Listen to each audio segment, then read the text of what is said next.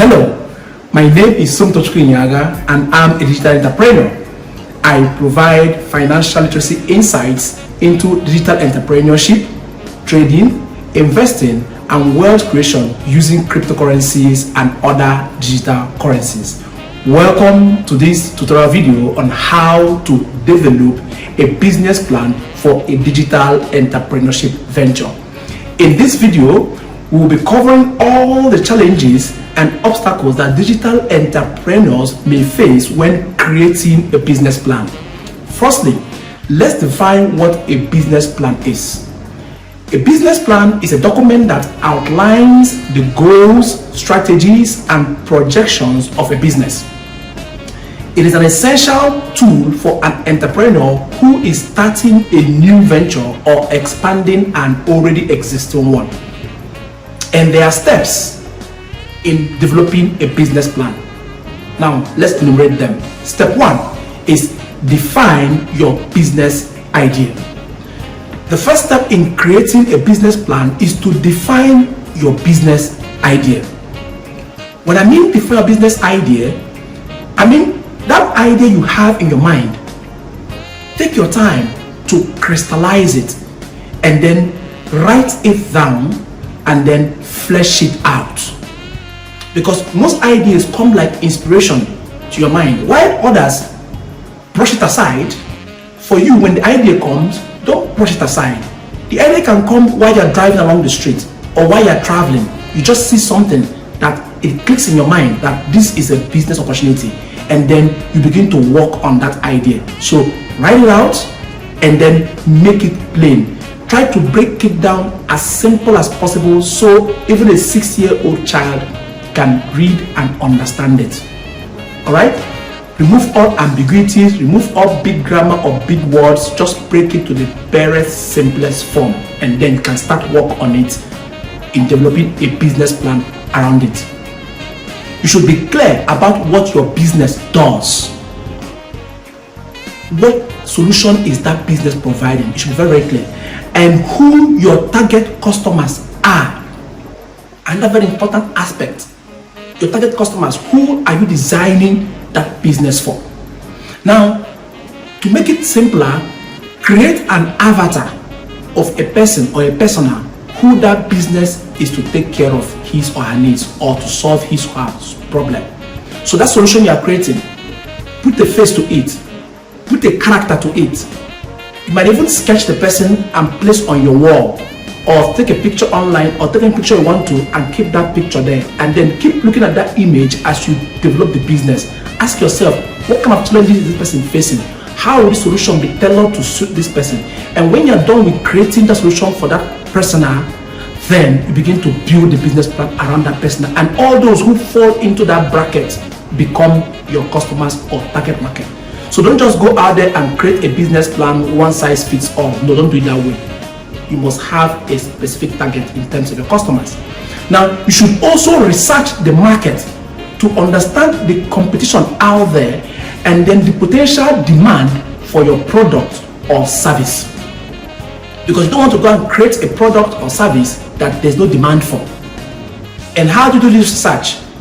Go to Amazon, go on Facebook, go on Instagram, go on LinkedIn, go on Twitter, go on Quora, read up blogs, look around and see people's comments, what people are talking about, and see if there is actually a demand in that market you're about to enter into.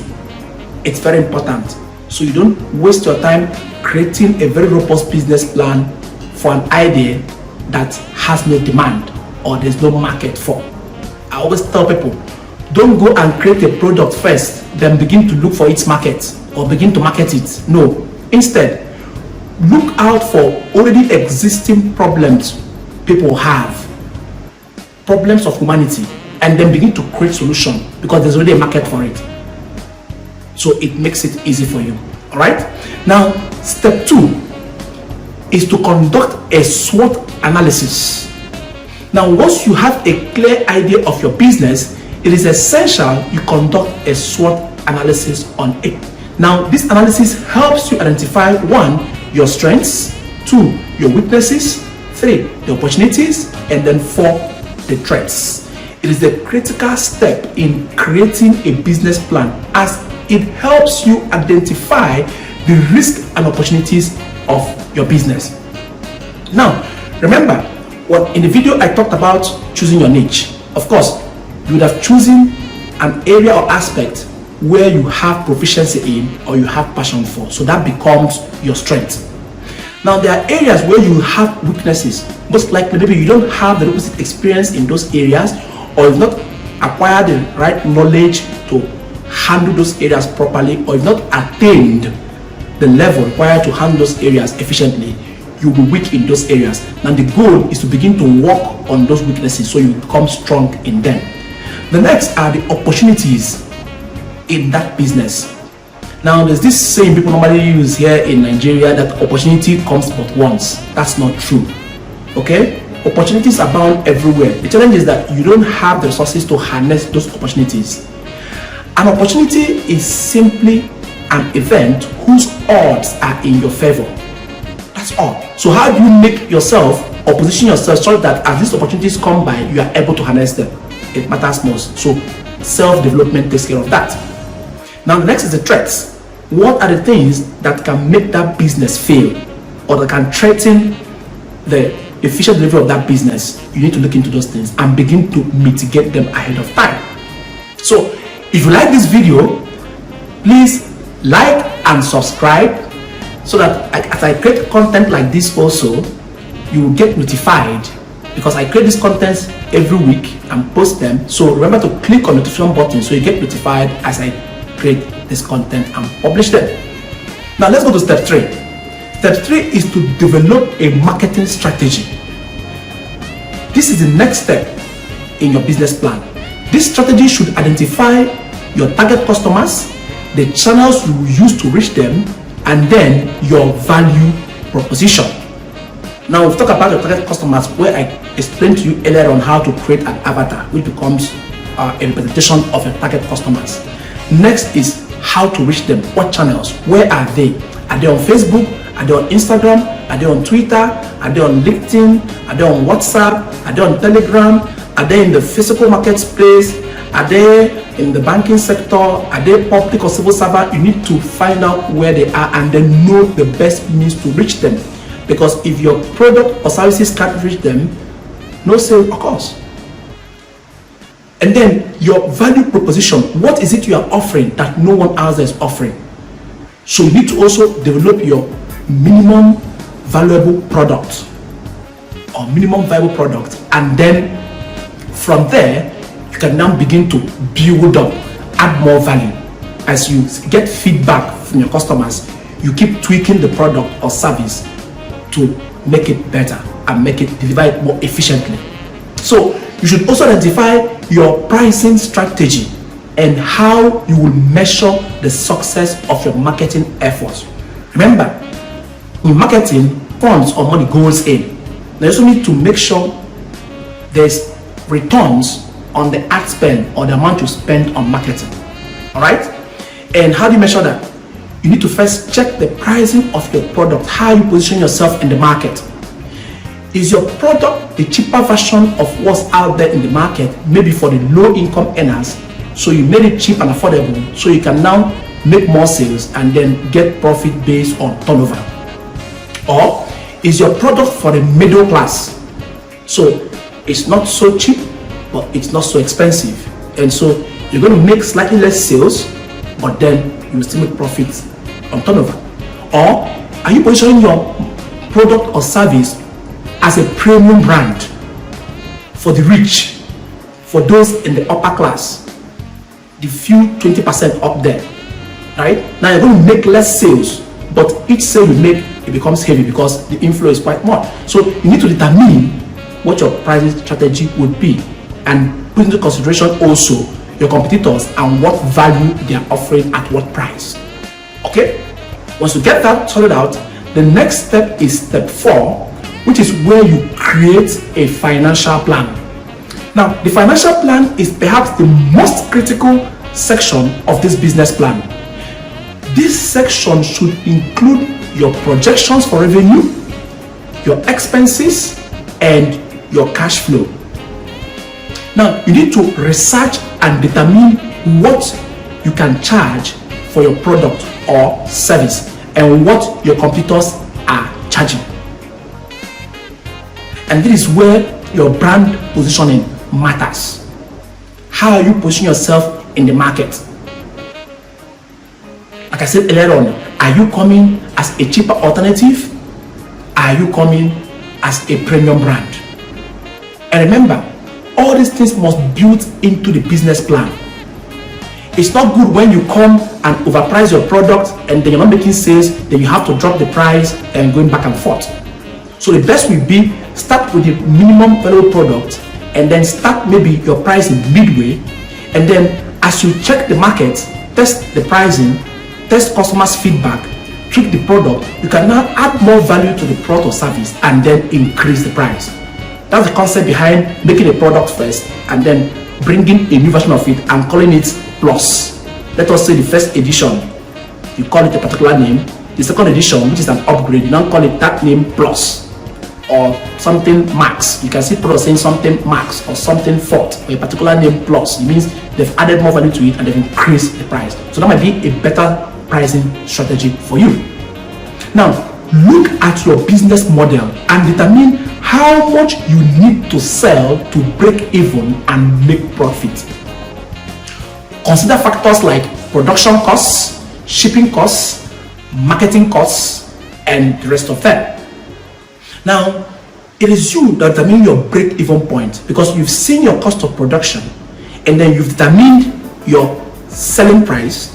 You know what your margins are, and then you can now extrapolate how many years it will take you to break even. Will you break even in 1 year or 2 years or 3 years, as the case may be? Some companies project 5 years as break-even point, but because of how good business is for them, they might break even in 3 years earlier. And some might project 3 years, and then because of how the conditions are in the market, they might end up breaking even after 5 years. So it depends on you, but in the business plan, you must build it in first and then begin to work towards it. So you want to shorten the break-even point. Either you increase the value you're offering and increase the price, or if you want to take it longer, it depends on you. But the faster you break even, the better, so you can be in profits, because that's what your investors want to see. Now, you should also include an analysis of the break-even point and how you will finance your business. So that break-even point, break it down into pieces, line by line, show how it's going to happen and how finance will come in, because this section is crucial for securing funding from investors or from banks. Because any investor who wants to invest in what you are doing wants to invest because they intend to make profit. They need to see how that profit will come. And if you don't want to bring in investors, maybe you're using your own funds as well, you also need to find out and know when the funds you put in can come out and you can be in profit. So you can also now use that fund to diversify into another aspect or expand the business further, depending on what you're doing. So these are all the things you must put into the business plan. Now see the business plan as a blueprint. All right, you have to put everything there so that when there's a challenge in the business, you go back to the blueprint and look at it and then see where to tweak, see what you did before, which result it gave, and what you're doing now and which result is going to give. And that's what helps you build the business as you go. Now, the fifth step is to develop an operational plan. The operational plan outlines how you will run your business on a day-to-day basis. It is here you determine the people you're going to employ, your staff strength, the expertise you require, and it should include information about the team you need to run the business efficiently. This team can be people who come to work daily with you, or people who work remotely, or freelancers, as the case may be. Put it all in the business plan. Okay? And then you must consider your suppliers. You must also consider your distribution channels and also the production process. These are all part of the operations that lead to the success or failure of the business. And so you must check and be sure that you have competent members of staff managing those areas, and then you are also looking at your costs. So you should also identify any potential risk or challenges in this section. The reason why you need to identify this risk ahead of time is so you can begin to put measures in place to checkmate them. If you're into goods, for example, one of the major factors you need to check is theft or pilferage. Because each time those goods reduce in numbers, those are your profits going. So you must put things in place. Let us say you want to check pilferage from members of staff. You can now put in policies that members of staff shouldn't come to work with bags. You can also install CCTV cameras around the place to monitor what is going on.